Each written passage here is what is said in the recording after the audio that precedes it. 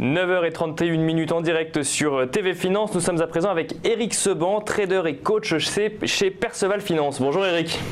Bonjour Nicolas. Alors on va regarder avec vous d'abord ce qui se passe du côté de l'euro-dollar. Eh bien, l'euro-dollar continue sa dérive horizontale en double appui. C'est quelque chose qu'on avait anticipé. Enfin, on en avait parlé vers le 20, je crois. Oui, c'était un mercredi, je me souviens. Je me disais que si on ne faisait pas de nouveau plus bas dans les 2 jours, je commencerais à alléger la taille de mes positions, pensant que, considérant comme assez sérieuses les probabilités d'un rebond. Et ce faisant, j'anticipais donc possiblement d'avoir à gérer des ventes à l'envers. Donc, je préférais être un peu léger sur ces interventions.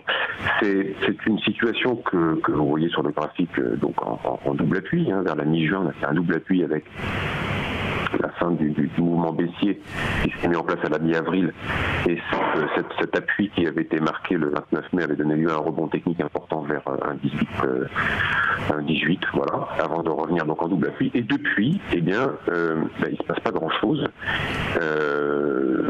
Cette anticipation, elle est confirmée, puisque vous voyez une dérive horizontale légèrement haussière, mais sans vigueur. On ne peut pas parler de rebond depuis, on peut parler juste d'une dérive légèrement haussière qui tend vers la neutralisation de la tendance baissière en cours, parce que pour l'instant on n'est toujours pas infirmé. La tendance baissière, elle sera infirmée si on casse 1,1950. C'est au-dessus de ce niveau-là, par exemple, que je vais passer acheteur. Je privilégie encore des interventions de vente sur rebond, mais avec des tailles de position légères. Pour vous dire, sur l'eurodoll, je ne fais pas grand-chose, parce que je suis devenu très sélectif depuis justement l'anticipation de cette situation et sa confirmation. Donc j'interviens de façon très sélective, parce que je n'ai pas envie d'être pris à l'envers dans un éventuel mouvement qui subitement s'accélérerait. Je pense que la probabilité est assez faible, puisque je vois bien que le marché, en effet, ne peut pas rebondir avec de la vigueur. Je pense que la tendance baissière n'est pas infirmée, parce que sur le plan de chartiste, rien ne vient l'indiquer. Donc on peut très bien repartir. Mais voilà, je continue à jouer les ventes sur rebond avec prudence. Pour le cas une accélération haussière se produirait, je passerai achetant au-dessus de 1,1950. Pour moi, ce sera la fin de la tendance baissière. Alors 1,1950, on voyait également sur le graphique que vous nous indiquiez un stop des ventes qui était plus à 1,20, je crois. C'est quoi? C'est le deuxième seuil? Oui, vous m'entendez? J'ai une coupure, je n'ai pas entendu, non. Je recommence du coup. Donc, vous nous disiez donc, que vous passiez acheteur à 1,1950. On voyait également sur le graphique que vous proposiez donc un stop vendeur à 1,20. Du coup, c'est quoi? C'est le deuxième seuil que vous regardez? Non, c'était le seuil précédent, 1,2090 cassé, 1,21. C'était le niveau de stop précédent. Il a été rabaissé justement parce que nous avons cette dérive latérale qui nous permet de rabaisser le stop. Si vous voulez, le stop lorsque l'on vend ou lorsqu'on achète dans un mouvement marqué, là on avait dit directionnel baissier, ça a été imprimé, c'était bien constaté, il y avait de l'ampleur. On est forcément dans ces phases-là avec des stops qui sont relativement éloignés. On peut les rabaisser à partir du moment où il y a une phase de stabilisation. Cette phase de stabilisation, nous l'avons eu, donc nous avons rabaissé le stop de 1,21 à 1,1950. C'est 1,1850, c'est la neutralisation de la tendance baissière en cours. C'est à partir de là, je peux travailler dans les deux sens. Et à partir de 1,1950, cassé, je ne travaillerai qu'à l'achat. En attendant ces deux scénarios, qui se produisent en tout cas, je continue de travailler à la vente sur des rebonds avec un stop au-dessus d'1,1950, mais c'est ce qu'on appelle un stop reverse, c'est-à-dire qu'à partir du moment où je serai en position à la vente et que l'on casse 1,1950, je stoppe ma position à la vente, mais je passe à l'achat immédiatement, simultanément. Donc un stop à 1,1950 sur l'euro-dollar. On va regarder maintenant du côté du contrat futur CAC. Quelle est votre analyse? Alors, le futur CAC, il a progressé de 100 points tout rond en une semaine. On avait ouvert la semaine dernière à 5302, ce matin avec 5402. Bon, petite progression quand même notable, à 90%. Et puis surtout, moi je note qu'en cette séance, le contrat futur, il a pris près de 4%. Avec une seule séance de baisse. Le début de ce mouvement de rebond, c'était le 2 juillet. On était à 5240, c'est pas vieux, hein. Les deux l'indiquent tout simplement. Et donc ça a fait suite à cette hésitation qui durait depuis 6 séances. Hein. Je la décrivais mercredi dernier, c'est transformé maintenant on a un mouvement haussier. Alors, bon, j'imagine que vous avez envie que je vous donne une explication. J'en ai pas parce que en fait le marché monte avec la même absence de raison que lors du mouvement baissier précédent. Donc ça monte, mais on ne sait pas pourquoi. Non, en tout cas, il n'y a rien de nouveau sur le plan fondamental. Vous n'avez pas de nouvelles forces. Vous n'avez pas, en tout cas, l'observation.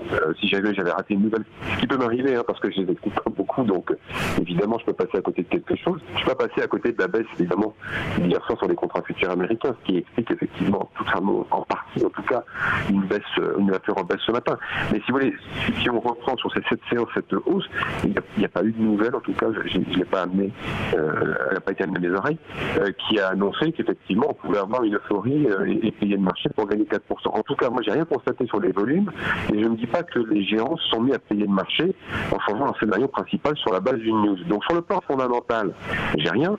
Je constate en effet que j'ai toujours pas les gérants qui sont à l'origine de ces mouvements. Donc, évidemment, si j'ai pas les gérants, j'ai surtout de la spéculation, et des algos qu'on met en marge de temps en temps.